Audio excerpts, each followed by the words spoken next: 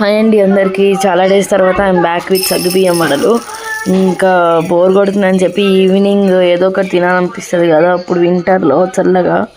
అందుకని ఈవినింగ్ చేయడానికి సగ్గుబియ్యం వడలు పొద్దున్నే నానబెడుతున్నాము. 2 గ్లాసెస్ నానబెడుతున్నాము.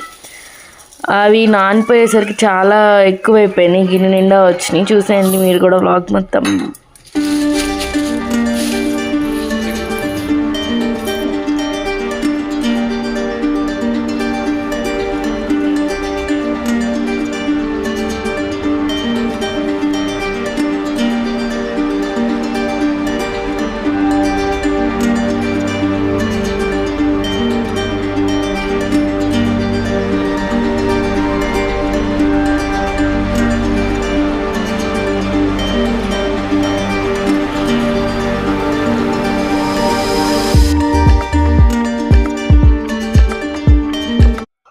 3-4 టైమ్స్ బాగా వాష్ చేసేసి నానబెట్టేసాము. ఈవినింగ్ కల్లా ఇట్లా కొంచెం కూడా వాటర్ లేకుండా ఫుల్ మెత్తగా నానిపోయినాయి.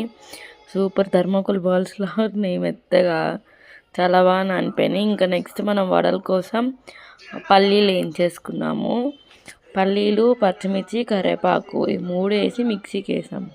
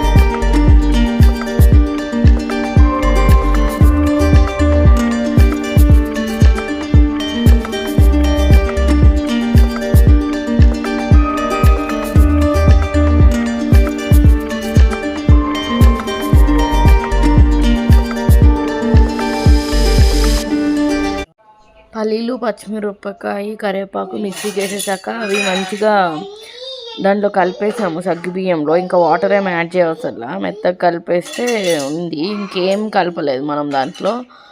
ఇంకా అవి వడల్లాగా వేసేసుకోవడమే.